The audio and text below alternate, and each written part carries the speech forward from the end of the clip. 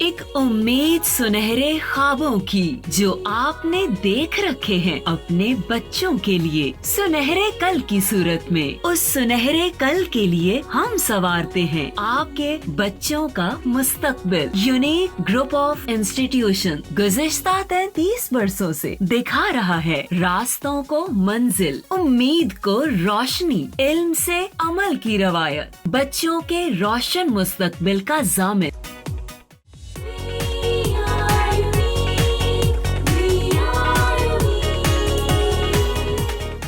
बिस्मिल्लाहिर्रहमानिर्रहीम। अस्सलाम वालेकुम डियर स्टूडेंट्स, मैं आपकी टीचर मिस शहज़ादी नज़ीर और आपको पढ़ा रही हूँ बायोलॉजी। हमारा आज का लेक्चर नंबर है 48। चैप्टर 5 स्टार्ट किए हुए हैं हम, और प्रीवियस लेक्चर में हमने मियोसिस स्टार्ट कर दी थी। जी बेटे, बिल्कुल अब हमारा 50% सिलेबस तकरीबन कंप्लीट होने को है और हम आगे भी पढ़ रहे हैं। कुछ जो टॉपिक रह गए हैं उनको कंप्लीशन की तरफ लेके जा रहे हैं, और कुछ जो आप लोगों की रिक्वेस्ट आ रही हैं उसको भी मैं माइंड में रखे हुए हूँ और साथ साथ उसको भी डिस्कस करती जा रही हूँ। इसलिए आप इन टच रहिएगा। जो जो आपने रिक्वेस्ट की हुई हैं वो सारी रिवाइज़ होंगी, ठीक है। ऐसा नहीं है कि किसी बच्चे के भी इग्नोर हो जाए, वो मैंने सारी नोट कर लिए हैं।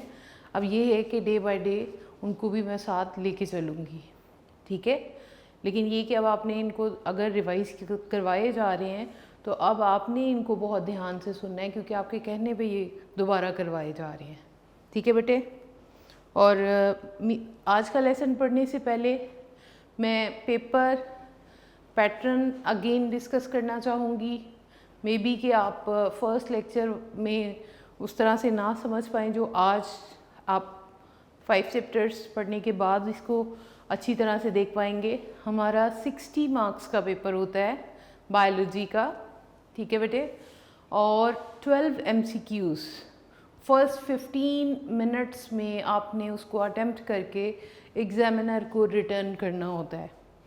MCQs का पेपर, MCQ स्टेटमेंट शीट होती है एक, और उसके साथ एक बबल शीट होती है, ठीक है। बबल शीट के ऊपर आपने आंसर्स मार्क करने होते हैं और उसको एग्जामिनर को वापस कर देना है विद इन 15 मिनट्स। उसके बाद आपका आ जाएगा subjective part, which contain question number 2, 3, 4 short questions, और 2, 3, 4 में सब पार्ट्स होंगे, यानी 8, 8, 8 शॉर्ट तीनों पार्ट्स में गिवन होंगे, ठीक है। और उन हर 8 में से आपने 5 अटैम्प्ट करने होंगे, यानी कि हर शॉर्ट के अगर 2 मार्क्स हैं तो हमारे पास शॉर्ट क्वेश्चन आंसर्स के, शॉर्ट आंसर्स के जो मार्क्स होंगे टोटल वो 30 हो जाएंगे, ठीक है बेटे। यहाँ पे मैं बच्चों को ये भी कहती हूँ कि 3 मिनट से ज़्यादा किसी एक शॉर्ट पे आपने नहीं लगाने हैं। फर्स्ट 15 मिनट्स आपके चले जाते हैं, 15 मिनट्स आपके MCQs में चले जाते हैं, और आपके पास टोटल तीनों पार्ट्स में से 2, 3 और 4 शॉर्ट में से अगर आपने 5, 5, 5 शॉर्ट करने हों तो कितना टाइम हमारा शॉर्ट में जाएगा? 3, 15, 45 मिनट्स में आपका शॉर्ट यानी 30 मार्क्स का पोर्शन कंप्लीट हो जाना चाहिए, ठीक है।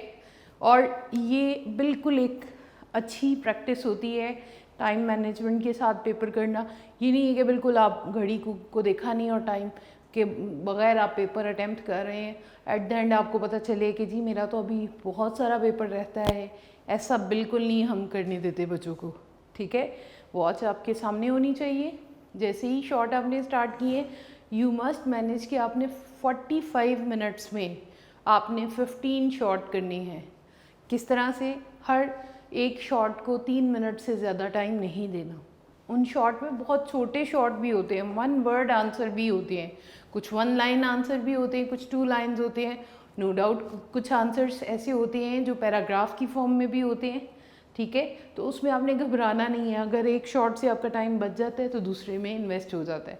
यानी 45 मिनट्स में बच्चे लाजमी शॉर्ट कर लेते हैं। अब पीछे रह जाता है 1 आवर, ठीक है। 1 आवर आपका चला गया MCQs और शॉर्ट में। 1 आवर में आपने क्या करना है, लॉन्ग पेपर अटैम्प्ट करना है, लॉन्ग आंसर्स अटैम्प्ट करने हैं, जिसके अंदर 3 लॉन्ग होते हैं और आपने 2 करने होते हैं। बच्चों एक और बात याद रखिएगा कि ए पार्ट जिस क्वेश्चन का कर रहे होंगे उसका बी पार्ट भी आपने ज़रूर करना है, उसके साथ ही करना है, ए के साथ ही बी पार्ट करना है। और याद रखिएगा ए बी पार्ट्स 4 और 5 मार्क्स का कॉम्बिनेशन रखते हैं, ठीक है। 9 मार्क्स का लॉन्ग होता है, तो मेरा ख्याल है 30 मार्क्स एक लॉन्ग के लिए, एक लॉन्ग 30 मार्क्स और दूसरा लॉन्ग 30 मार्क्स, यानी 1 आवर में आपने ये 2 लॉन्ग करने हैं। क्योंकि 2 पार्ट्स होते हैं तो राउंड अबाउट कॉम्बिनेशन बन जाता है। आप 15 मिनट्स में भी कर सकते हो और it depend on the question statement. कुछ क्वेश्चंस ऐसे होते हैं कि जो 10 मिनट्स में भी एक पार्ट कंप्लीट हो जाता है, 15 मिनट्स में भी हो सकता है। 15 से ज़्यादा टाइम आप यूज़ नहीं करेंगे, ठीक है बेटे। और एट द एंड अपने पेपर को एक बार खुद ही अपना टीचर बन के इस तरह से रिव्यू करें कि अगर कोई बात मिसिंग है, कोई कमी लग रही है, तो आखिरी 2 मिनट में उसको भी आपने ठीक करना होता है। ये नहीं कि आखिरी टाइम तक लिखते लिखते लिखते आपने पेपर एग्जामिनर को हैंड ओवर कर दिया, नहीं। आपने लास्ट 2-3 मिनट्स फिर बचाने हैं कि ये देखने के लिए कहीं से कोई पॉइंट स्किप तो नहीं हो गया। पेजेस टर्न करके अपना चेक करें कि मैंने सारे शॉर्ट कर लिए हैं, कोई पार्ट मिस तो नहीं हुआ। फिर लॉन्ग में देखें कोई डायग्राम तो नहीं रहती है। और दूसरी बात ये कि आपने इंक पेन यूज़ करना है, इंक रिमूवर यूज़ नहीं करना है। इंक रिमूवर, बहुत सारे बच्चे जब बोर्ड के एग्ज़ाम्स में इंक रिमूवर यूज़ कराते हैं तो उसमें समटाइम मार्क कर देते हैं, समटाइम उन्होंने हाईलाइट करके जस्ट 5 में से 2 मार्क्स, 2.5 मार्क या 1 मार्क, अगरचे बच्चे ने सारा लिखा होता है। ये एक इम्प्रेशन होता है, ठीक है। तो ओवर राइटिंग, कटिंग, ये एक नेगेटिव इम्प्रेशन बन जाता है, जिसकी वजह से आपने सही भी लिखा हुआ है ना, आप उसको चैलेंज नहीं करते हो। बोर्ड वाले एक्सेप्ट ही नहीं करते कि जी यहाँ पे इंक रिमूवर यूज़ हुआ है, इसलिए आपने अवॉइड करना है इंक रिमूवर से। जब आप लिख रहे हो, घर में बैठ के टेस्ट कर रहे हैं, आपने अपने हाथ में इंक रिमूवर रखना ही नहीं है। जब आप इंक रिमूवर नहीं रखोगे तो आपकी प्रैक्टिस एक अच्छी फॉर्म में चलती जाएगी। शुरू में थोड़ी बहुत कटिंग्स होंगी, नो डाउट। उसके लिए ये तरीका है कि अगर जो चीज़ गलत हो रही है उसको ब्रैकेट में करो और क्रॉस साइन डाल दो छोटा सा ब्रैकेट्स के साथ, ठीक है। फिर आहिस्ता आहिस्ता आपकी ये आदत भी ख़त्म हो जाएगी। स्टार्ट में आपको लगता है कि ये मुश्किल है, लेकिन जब आप प्रैक्टिस में आते हो तो आपको ये आदत हो जाती है। बस ये कि हाथ में इंक रिमूवर नहीं रखना आपने, ठीक है बेटे। तो हम पढ़ रहे हैं मियोसिस। हमने कहा था meiosis produce is a process of cell division in which one eukaryotic diploid cell, diploid cell mean 2n है, यानी उसमें number of chromosomes डबल हैं, give 4 haploid daughter cells, ठीक है बेटे। 4 haploid daughter cells प्रोड्यूस होते हैं। और डिप्लॉइड का मतलब था chromosomes in the form of pairs, while haploid means chromosomes are not in the form of pairs but they are in the half, आधे रह जाएंगे।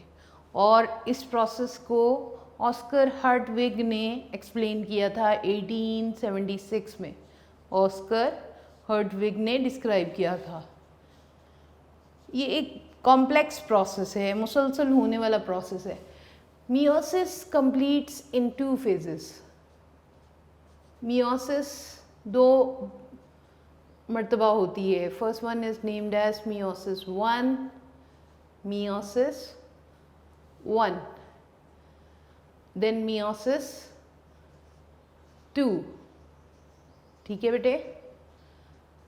मियोसिस 1 में क्या होना है, 1 diploid cell, 1 diploid cell.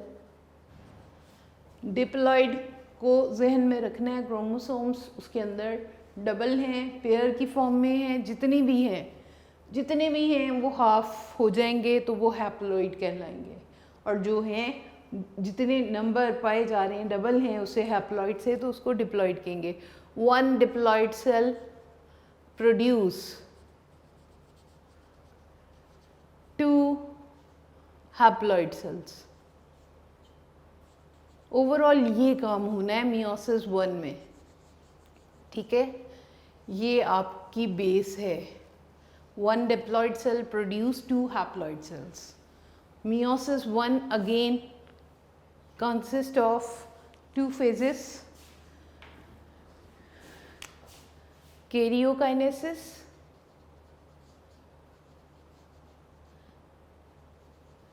and cytokinesis। ये हमने स्टार्ट कर दिया हुआ है प्रीवियस लेक्चर में। और कैरियोकाइनेसिस की फर्दर 4 फेजेस हैं। प्रोफेज 1,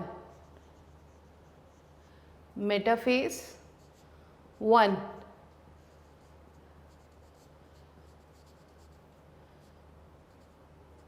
इन सब के साथ आपने 1 लिखना है because these are included in meiosis 1।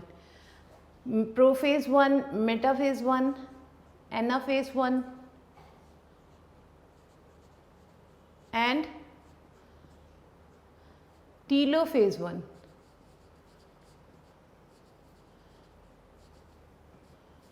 ठीक हो गया। देन साइटोकाइनेसिस, जिसके नतीजे में एक सेल डिवाइड होकर 2 सेल बनाएगा और उसमें क्रोमोसोम्स की तादाद हाफ हो जाएगी। ये देखते हैं कैसे हाफ होगी। और उसके बाद मियोसिस 2 होगी। मियोसिस 2 में ये 2 हैप्लॉइड जो सेल्स मियोसिस 1 में प्रोड्यूस हुए होंगे, दे will undergo meiosis 2 and produce 4 haploid daughter sales. हमने कैरियोकाइनेसिस में प्रोफेज 1 स्टार्ट कर दी हुई है, ठीक है बेटे। प्रोफेज 1 रिकॉल कर लेते हैं। ये आज मैं आपको पहले रिकॉल ही करवा रही हूँ आगे कंटिन्यू करने के लिए। प्रोफेज 1 में क्या क्या चेंजेस आई थी देख लेते हैं। हमने कहा था prophase 1 is the longest phase of karyokinesis. हमें ये तो पता है कि सेल ज़्यादा time 90% time of their life spend in interface. और ये भी याद रखिएगा कि मियोसिस में जाने से पहले सेल उसी तरह से इंटरफेस में जाते हैं जिस तरह से माइटोसिस में जाने से पहले वो इंटरफेस में गुजारते हैं। वही G1 फेज, वही S फेज, वही G2 फेज।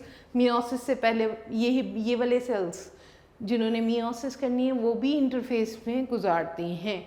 वही तैयारियाँ, वही क्रोमोसोम्स डुप्लीकेशन, प्रोटीन्स का बनना और ऑर्गेनेल्स का बनना सब कुछ वैसे ही होता है।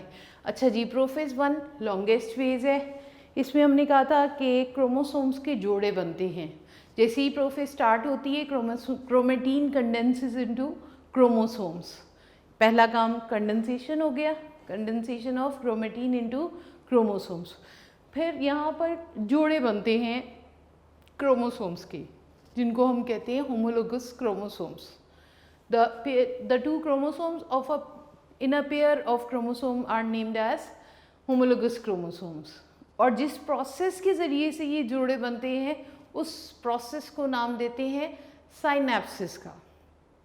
ठीक है बेटे। हमने कहा था कि इसके अंदर सेल में क्रोमोसोम्स जो हैं, क्रोमेटीन पहले तो कंडेंस हो जाते हैं, फिर उसके बाद ख़ास तरीके से जोड़े बन जाते हैं। प्रोफेज 1 में इस तरह से जोड़े बन जाते हैं। ठीक है बेटे, ये जोड़े इस तरह से बने होते हैं और इस प्रोसेस को, पेयरिंग प्रोसेस को कहते हैं साइनेप्सिस। साइनेप्सिस क्या, जिस तरह से जोड़े बनते हैं उस जोड़े को कहते हैं, पेयर को कहते हैं होमोलोगस क्रोमोसोम। और जो प्रोसेस के ज़रिए से बनते हैं, जिस प्रोसेस के ज़रिए से बनते हैं उसको कहते हैं साइनेप्सिस। और इस होमोलोगस क्रोमोसोम को हम बाइवेलेंट भी कहते हैं।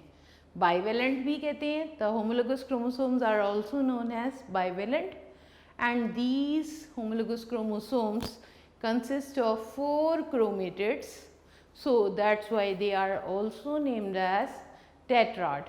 tetrad भी कहते हैं।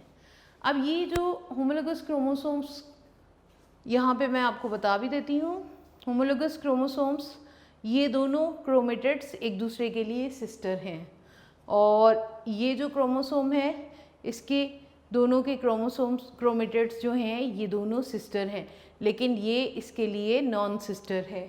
ये क्रोमेटिड इसके लिए क्या है, नॉन सिस्टर हैं, ये दोनों नॉन सिस्टर हैं। अब यहाँ पर non sister chromatids join at certain points, कुछ इस तरह से सर्टेन पॉइंट्स पे ज्वाइन करेंगे। आप ये देखें, ये जो पॉइंट्स अटैचमेंट यहाँ पे बने हैं, हेयर आप देख रहे हैं, these points of attachment between the two non-sister chromatids, these are non-sister chromatids। पहली बात तो ये कि आपको ये सिस्टर और नॉन सिस्टर की समझ होगी तो आप इन फर्दर समझ पाओगे, ठीक है ना। वेरी फर्स्ट टाइम से ही मैं आपको बताती आ रही हूँ कि ये दोनों एक दूसरे के लिए, ब्लैक वाले दोनों एक दूसरे के लिए सिस्टर हैं, यानी एक ही क्रोमोसोम पे पाए जाने वाले क्रोमेटिड्स एक दूसरे के लिए सिस्टर क्रोमेटिड्स हैं, लेकिन एक क्रोमोसोम के क्रोमेटिड दूसरे क्रोमोसोम के क्रोमेटिड के लिए नॉन सिस्टर हैं। तो यहाँ पर नॉन सिस्टर क्रोमेटिड्स के ये जो पॉइंट्स ऑफ अटैचमेंट हैं, these points of attachment are named as chiasmata. इनको नाम देंगे क्याज़मेटा का। कब बनेंगे क्याज़मेटा, क्यों बनेंगे? Non sister chromatids of homologous chromosome, ये होमोलोगस क्रोमोसोम है, इनके non sister chromatids attach at certain points along there length wise, length में सर्टेन पॉइंट्स पे ये क्रोमेटिड्स आप देख रहे हैं अटैच हो रहे हैं। These points of attachment are named as chiasmata. These points of attachment are named as chiasmata. अब क्यों बन रहे हैं ये क्याज़मेटा? ताकि ये क्रोमेटिड अपने जीन्स को एक्सचेंज कर सके इस क्रोमेटिड के साथ। यहाँ पर this exchange of genes at the point of chiasmata is named as crossing over. इस प्रोसेस को कहते हैं क्रॉसिंग ओवर। क्रॉसिंग ओवर क्या है? Between during prophase of meiosis 1 non sister chromatids exchange their genetic segments. You know, chromosomes के ऊपर क्या चीज़ पाई जाती है? जीन्स। और यहाँ पर ये पॉइंट्स जो अटैच हुए हैं, ये क्याज़मेटा जो बनाए हैं, ये किस लिए बने हैं? ताकि ये अपने जीन्स का एक्सचेंज कर सके। एक्सचेंज ऑफ जीन्स, ठीक है बेटे। तो ये जीन्स जब एक्सचेंज होंगे, the process will be named as crossing over.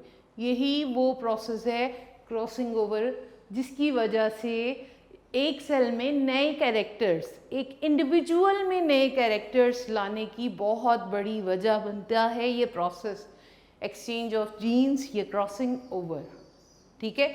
जब एक क्रोमोसोम के अंदर नए जीन्स आ जाएंगे, दूसरे क्रोमोसोम से पहले क्रोमोसोम में आएंगे, तो उसके जीन्स का कॉम्बिनेशन चेंज होगा, that is recombination of genes. Genes recombine होंगे। रिकॉम्बिनेशन ऑफ जीन्स का मतलब है कि पुराने जीन्स के साथ कुछ नए जीन्स मिल जाएंगे, तो जब उनका कॉम्बिनेशन बनेगा तो एक नए कैरेक्टर्स, बहुत सारे नए कैरेक्टर्स उस इंडिविजुअल में जिसमें ये क्रोमोसोम्स पाए जाएंगे, वहाँ पर बहुत सारे कैरेक्टर्स आ सकते हैं। और ये क्रॉसिंग ओवर का प्रोसेस सबसे पहले थॉमस हंट मॉर्गन, जो कि जेनेटिक्स थे, जेनेटिक्स्ट जो जीन्स की स्टडी करती हैं, इन्होंने ड्रोसोफिला मेलेनोगैस्टर, फ्रूट फ्लाई का साइंटिफिक नेम है, फ्रूट फ्लाई का साइंटिफिक नेम है ड्रोसोफिला मेलेनोगैस्टर। बच्चों, ड्रोसोफिला मेलेनोगैस्टर फ्रूट फ्लाई है, और उसमें ये क्रॉसिंग ओवर का प्रोसेस सबसे पहले थॉमस हंट मॉर्गन ने 1911 में स्टडी किया था, ऑब्जर्व किया था। आपके साइड बॉक्स में गिवन है, आपको प्रीवियस लेसन में भी मैंने मार्क करवाया था। रिकॉल करने का मकसद ये है कि आप उसको अच्छी तरह से याद रखेंगे, ठीक है बेटे, क्योंकि आप देख रहे हैं कि मुसलसल टर्म्स और प्रोसेस इनके अंदर मियोसिस और माइटोसिस में बताए जा रहे हैं। कहीं पे भी आपने सुनते हुए स्किप नहीं करना, बस शर्त ये है। बहुत इंटरेस्टिंग लेसन है, बहुत ही अगर आपके बेसिक स्ट्रक्चर के कॉन्सेप्ट्स क्लियर होंगे कि सेल के अंदर क्या चीज़ पाई जा रही है, कैसे काम करती है, तो आपको के लिए मियोसिस को समझना और आसान हो जाता है। ठीक है, क्रोमेटिन कंडेंसेस इनटू क्रोमोसोम्स, और फिर उसके बाद बाहर जो है सेंट्रियोल्स यहाँ पे जो पाए जाएंगे वो उसी तरह से सेम स्पिंडल फाइबर्स बनाएंगे जैसे कि माइटोसिस की प्रोफेज में बने थे। किसके ज़रिए से बनाएंगे? ट्यूबुलिन प्रोटीन को ज्वाइन करेंगे और स्टार्ट में वो बनाएंगे माइक्रोट्यूब्यूल्स, फिर वही माइक्रोट्यूब्यूल्स सफिशिएंट लेंथ में ग्रो कर जाएंगे and form special structures named as spindle fibres, and the complete set of spindle fibre is named as mitotic spindle. उसी तरह से प्रोफेज 1 के एंड पे जैसे माइटोसिस में हुआ था, न्यूक्लियोलस और न्यूक्लियर एनवेलप जो है वो डिग्रेड हो जाएगी, डिजेनरेट हो जाएगी, डिसअपियर हो जाएगी, नॉन फंक्शनल है इस टाइम पे, इसलिए इसका काम नहीं है, ये डिसॉल्व हो जाएगी साइटोप्लाज्म में, डीजेनरेट गायब हो जाएगी। ठीक है, और यहाँ पर स्पिंडल फाइबर्स बहुत ज़्यादा बन चुके होंगे, बाहर न्यूक्लियस के बाहर स्पिंडल फाइबर्स बन चुके हैं, अंदर क्रोमोसोम्स की पेयरिंग हो चुकी है, homologous chromosomes. This was the prophase 1। Prophase 1 आपने देखा होमोलोगस क्रोमोसोम्स बने, पेयरिंग बाय साइनेप्सिस, और उस होमोलोगस क्रोमोसोम के दो और नाम भी हैं, बाइवेलेंट एंड टेट्राड। फिर उसके बाद हमने कहा कि इन्हीं होमोलोगस क्रोमोसोम के नॉन सिस्टर क्रोमेटिड्स के जो नॉन सिस्टर क्रोमेटिड्स थे वो सर्टेन पॉइंट्स पर एक दूसरे के साथ अटैच हो गए। These points of attachment were named as chiasmata, और इन्हीं कियास्मेटा के ज़रिए से जेनेटिक एक्सचेंज हुआ, जीन्स का एक्सचेंज हुआ। दैट एक्सचेंज ऑफ सेगमेंट और genes is named as crossing over. ठीक है बेटे, तो अब हम देख लेते हैं मेटाफेज, एनाफेज और टीलोफेज में क्या होगा। अब प्रोफेज के एंड पर जो हमारे पास सेल में चेंजेस आ चुकी होंगी, वो न्यूक्लियर एनवेलप गायब हो चुका होगा, chromosomes are in this way, in this form. जब वो सेगमेंट्स का एक्सचेंज भी कर चुके हैं तो उनके पास जो है इस तरह से होमोलोगस क्रोमोसोम्स पाए जा रहे हैं। अब आप ये देख लें कि ये जो क्रोमोसोम है इसके पास ये रेड पोर्शन थोड़ा सा आ चुका है। ठीक है, दिस इज इंडिकेटिंग कि यहाँ पर जीन्स चेंज हो चुके हैं, इन क्रोमोसोम्स में जीन्स का एक्सचेंज हो चुका है। ठीक है, और दूसरी बात ये कि यहाँ पर क्रोमोसोम्स जो हैं वो पेयर की फॉर्म में ही रहेंगे और स्पिंडल फाइबर्स बन चुके हैं, सफिशिएंट लेंथ में ग्रो कर चुके हैं, और अब यहाँ पे किस तरह से अटैच होंगे वो देखते हैं।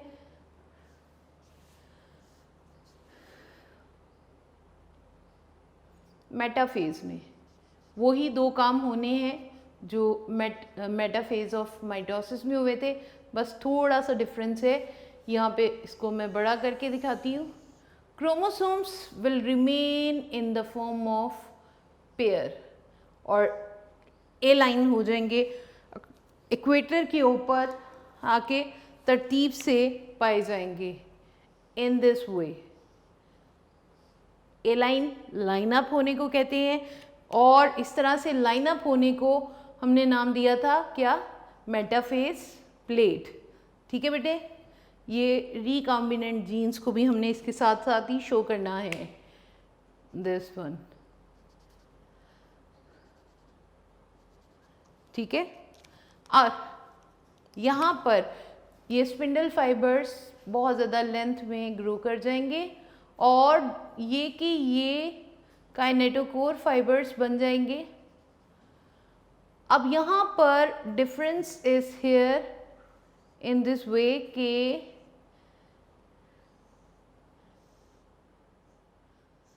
वहाँ पर अगर मेटाफेज ऑफ माइटोसिस को मैं आपके सामने रखती हूँ तो वहाँ पे क्रोमोसोम्स इस तरह से लाइन अप हुए थे, राइट।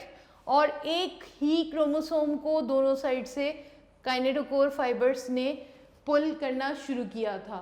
यहाँ पर ये डिफरेंस है कि homologous chromosomes are align at the pole of the cell at the equator of the cell. और दूसरी बात ये कि इन काइनेटोकोर फाइबर्स ने अपने अपनी साइड के क्रोमोसोम को ग्रिप किया है, ठीक है। एक साइड के क्रोमोसोम को एक साइड के काइनेटोकोर ने और दूसरी साइड के दूसरे साइड को पकड़ा है, क्योंकि यहाँ पर अभी तक पेयर की फॉर्म में क्रोमोसोम्स अरेंज हुए हुए हैं, दैट आर होमोलोगस क्रोमोसोम्स, ठीक है। एक तो क्रोमोसोम्स अरेंज हो गए हैं इक्वेटर के ऊपर, और दूसरी बात ये कि यहाँ पर काइनेटोकोर फाइबर्स ने इन होमोलोगस क्रोमोसोम में से एक एक क्रोमोसोम को होल्ड कर लिया है। These are kinetochore fibres, kinetochore fibres.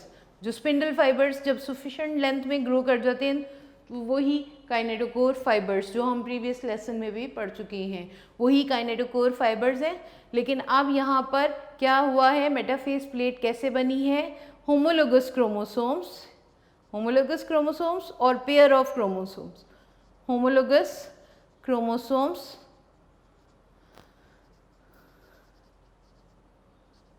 A line या अरेंज हुए हैं at equator to form metaphase plate, metaphase plate, ठीक है बेटे। आप देखें इसके बाद इसमें क्या चेंज आएंगे। जैसे ही इन दोनों होमोलोगस क्रोमोसोम्स को काइनेटोकोर फाइबर ने पकड़ लिया, अब नेक्स्ट फेज आ गई है anaphase 1, anaphase 1, prophase 1, metaphase 1, anaphase. हमें ये बात याद है, मेटाफेज में क्रोमोसोम्स लाइन अप होते हैं और काइनेटोकोर फाइबर्स जो होते हैं वो इन क्रोमोसोम्स के साथ, इनके सेंट्रोमेयर के साथ अटैच हो जाते हैं। यहाँ पर वही बात अप्लाई करनी है विद द डिफरेंस कि यहाँ पर क्रोमोसोम्स जो हैं वो पेयर की फॉर्म में होमोलोगस क्रोमोसोम्स हैं, और यहाँ पर लाइनअप भी पेयर की फॉर्म में ही होंगे। जितने भी क्रोमोसोम्स हैं वो पेयर की फॉर्म में लाइनअप होंगे, और यहाँ पर इन दोनों क्रोमोसोम्स के साथ स्पिंडल फाइबर अटैच होंगे। यानी अगर एक साइड के स्पिंडल फाइबर ने एक क्रोमोसोम को होल्ड किया होगा तो दूसरी साइड के स्पिंडल फाइबर्स या काइनेटोकोर फाइबर ने दूसरी साइड के क्रोमोसोम को होल्ड करना है, ठीक है बेटे। अब एनाफेज 1 में यू नो कि काइनेटोकोर फाइबर्स शॉर्टन हो जाते हैं क्योंकि वो क्रोमोसोम्स को पुल करते हैं, खींचते हैं। अब होगा क्या कि ये वाला क्रोमोसोम जो है और ये दोनों होमोलोगस क्रोमोसोम के जो दोनों क्रोमोसोम्स हैं एक दूसरे से सेपरेट हो गए, और ये जो स्पिंडल फाइबर्स हैं इनको अपनी अपनी तरफ खींचने में कामयाब हो जाएंगे, इनको अपनी तरफ खींचने में कामयाब हो जाएंगे। बच्चों पीछे अगर हम माइटोसिस को भी रिकॉल कर लें तो उसमें हमने कहा था कि वहाँ पर एक क्रोमोसोम के सिस्टर क्रोमेटिड्स थे जो सेपरेट हुए थे। ये रिकॉलिंग में मैं बता रही हूँ। ये क्रोमोसोम था डिप्लॉइड फॉर्म में था, वो सॉरी डुप्लीकेट फॉर्म में था, दो सिस्टर क्रोमेटिड्स रखे हुए था, और ये दोनों जब पुल हो रहे थे तो ये दोनों एक दूसरे से सेपरेट हो गए थे, और जैसे ही सिस्टर क्रोमेटिड्स सेपरेट हुए थे they were named as sister chromosomes. अब यहाँ पर मियोसिस की एनाफेज 1 में एक क्रोमोसोम की क्रोमेटिड्स सेपरेट नहीं होंगे, क्रोमोसोम्स डुप्लीकेट फॉर्म में ही हैं, contain 2 chromatids, each chromosome still duplicated form में है। लेकिन हुआ क्या है कि एक पूरा क्रोमोसोम एक साइड के पोल पे स्पिंडल फाइबर्स उनको खींचने में कामयाब हो जाएंगे, और दूसरी साइड के क्रोमोसोम को, होमोलोगस क्रोमोसोम का जो दूसरा क्रोमोसोम होगा उसको दूसरी साइड के स्पिंडल फाइबर्स खींचने में, पुल करने में कामयाब हो जाएंगे। और इस तरह से टीलोफेज में, अब देखते हैं टीलोफेज 1 में क्या होगा, ठीक है। पुलिंग ऑफ, यहाँ पे जो काम होना है पुलिंग ऑफ क्रोमोसोम, ये पूरे का पूरा जो डुप्लीकेटेड क्रोमोसोम है ये पूरा जाएगा। Pulling of chromosome towards the pole, towards the पोल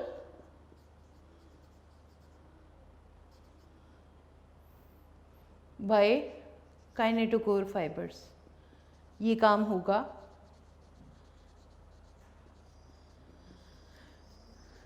ठीक है जी। अब टीलोफेज में क्या होना है, यहाँ पे मैं ड्रॉ करके दिखा देती हूँ आपको। अब ये क्रोमोसोम जो है ये इस साइड पे और दूसरा सेट जो है वो दूसरी साइड पे आ चुका है। जैसे ही क्रोमोसोम्स, और यहाँ पर ये डुप्लीकेटेड ज़रूर है लेकिन हाफ क्रोमोसोम्स एक साइड पे आए हैं और हाफ एक साइड पे आए हैं। आपको याद है मैंने आपको मियोसिस 1 के स्टार्ट में लिख के बताया है कि 1 diploid cell produce 2 haploid cells. यहाँ पर क्रोमोसोम्स की तादाद हैप्लॉइड हो चुकी है। Haploid mean chromosomes become half.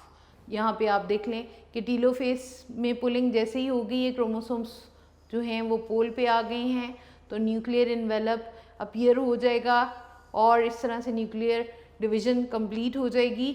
और साथ ही साथ में जब न्यूक्लियर डिवीज़न कंप्लीट हो जाएगी तो उसके नतीजे में यहाँ पर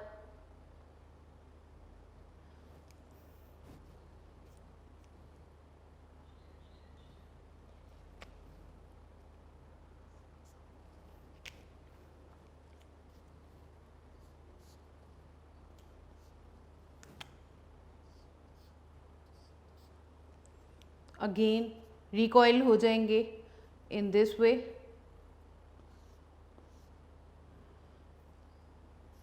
क्योंकि क्रोमेटीन का काम ख़त्म हो चुका है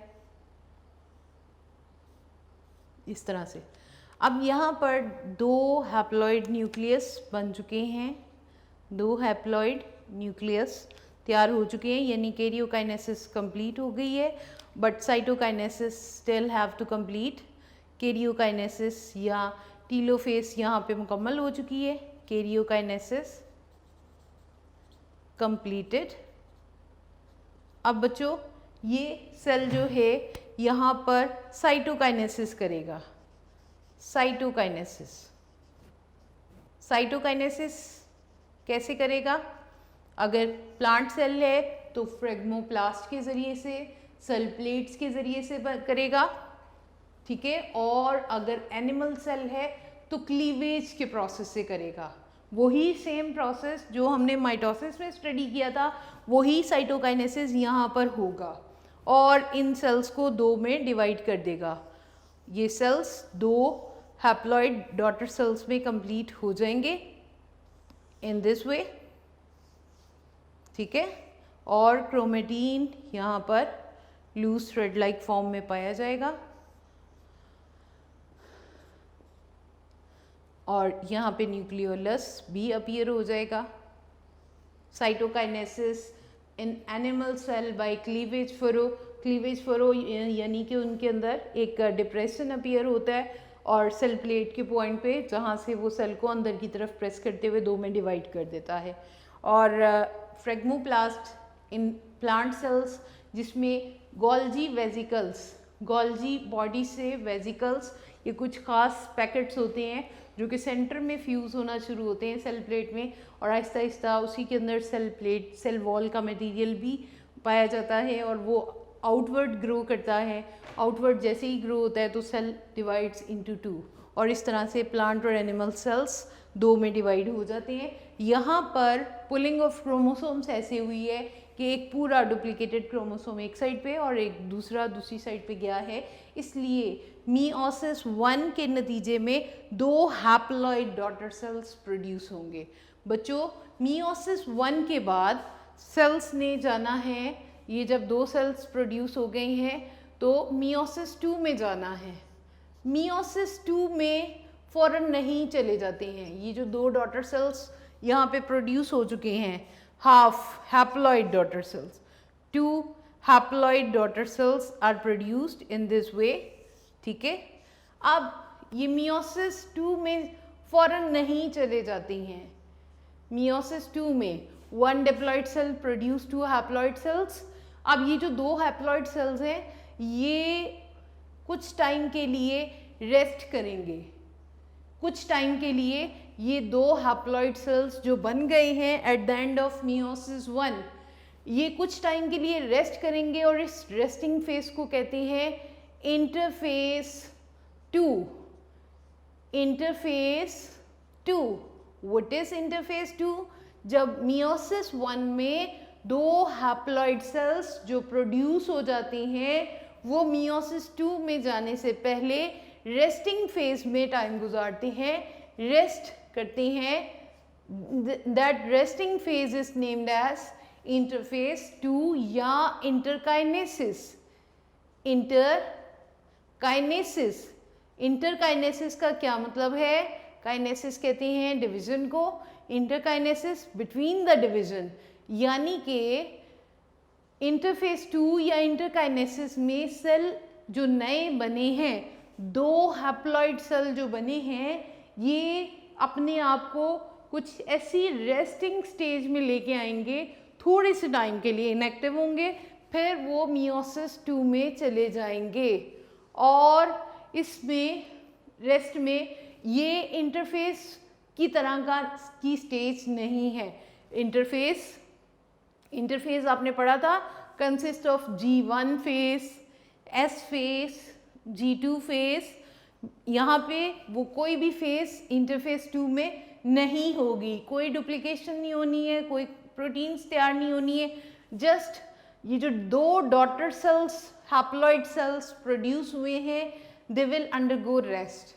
this resting phase is named as interphase 2 और इंटरकाइनेसिस। आपसे शॉर्ट में ये पूछा जा सकता है, व्हाट इज इंटरफेज 2 और interkinesis? When 2 haploid daughter cells produced in meiosis 1 completely बन जाती हैं, they will undergo a resting phase which is named as interphase 2 or interkinesis. This is the resting phase, as in this stage there is no G1 or G2 phase. कोई काम नहीं होना, कोई metabolic activity like interface नहीं होना। इसको हम interface 2 कह रहे हैं, लेकिन इसमें सिर्फ सेल रेस्ट करेंगे और फिर वो मियोसिस 2 में चले जाएंगे। तो आज हमारा मियोसिस 1 का प्रोसेस कंप्लीट हो गया बेटे। आज हमने क्या क्या पढ़ लिया है? हमने प्रोफेज 1 को रिकॉल किया, देन मेटाफेज 1 में होमोलोगस क्रोमोसोम्स लाइनअप हुए और मेटाफेज प्लेट बना दी और काइनेटोकोर फाइबर्स इन होमोलोगस क्रोमोसोम्स के साथ दोनों साइड से अटैच हो गए। ठीक है। एनाफेज में pulling of each chromosome on one pole. अगर आप देखें कि 2 क्रोमोसोम्स या एक पेयर में से एक क्रोमोसोम एक साइड पे और दूसरा क्रोमोसोम दूसरी साइड पे जा रहा है। पीछे हमने माइटोसिस में तो सिस्टर क्रोमेटिड सेपरेट हुए थे ना, एक क्रोमोसोम को खींचा गया था और वो हाफ हुआ था। यहाँ पर ये जोड़े हैं, पेयर्स हैं, इसलिए यहाँ पर एक क्रोमोसोम एक साइड पे और दूसरा दूसरी साइड पे जाएगा। अब यहाँ पर क्रोमोसोम्स हाफ हो जाएंगे, जो हम बात कह रहे हैं कि मियोसिस 1 में 1 diploid cell give 2 haploid daughter cells. तो हैप्लॉइड होने का काम इस एनाफेज 1 और टीलोफेज में कंप्लीट हो गया। Then cytokinesis occur and the 2 haploid daughter cells produced by cleavage in animals and by phlegmoplast in plant cells। ठीक है, उन्होंने एक लाइन में इसको रिकॉल करवाया हुआ है आपकी बुक में। आपके माइंड में प्रीवियस प्रोसेस सारा मौजूद है कि एनिमल सेल में क्लीवेज के ज़रिए से और प्लांट सेल्स में सेल प्लेट फॉर्मेशन या फ्रेगमोप्लास्ट के ज़रिए से ये प्रोसेस हुआ और 2 हैप्लॉइड डॉटर सेल्स प्रोड्यूस हो गए।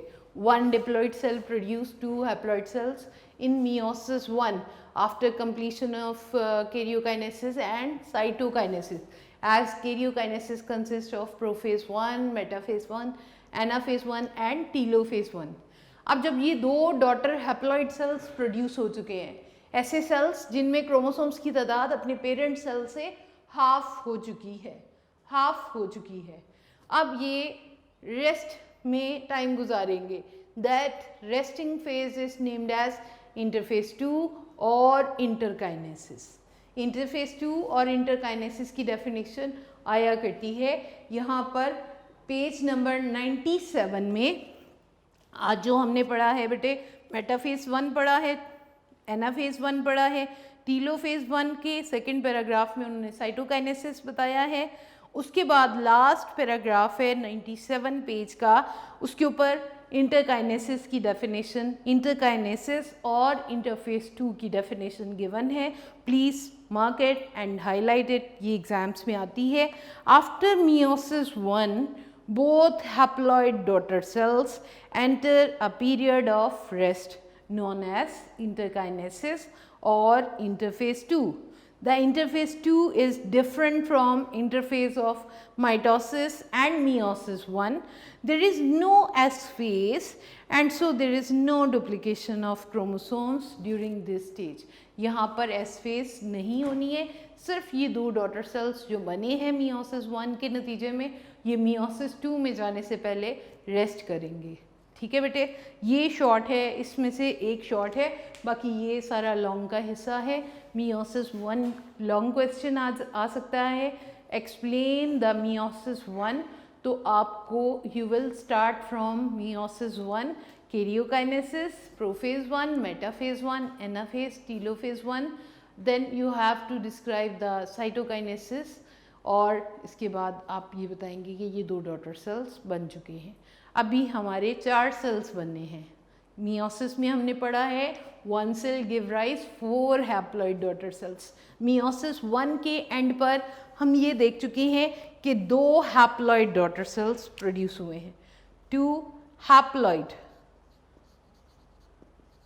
Daughter cells are produced. ठीक है, this is the result of meiosis 1। अभी मियोसिस 2 होगी, फिर उसके बाद ये कंप्लीट होगा। ठीक है बेटे, अच्छी तरह से याद कीजिएगा, बिल्कुल बग़ैर किसी हेसिटेशन के बहुत अच्छी तरह से समझ के याद करेंगे तो इंशाल्लाह ताला बहुत अच्छी तरह से याद होगा। Best of luck.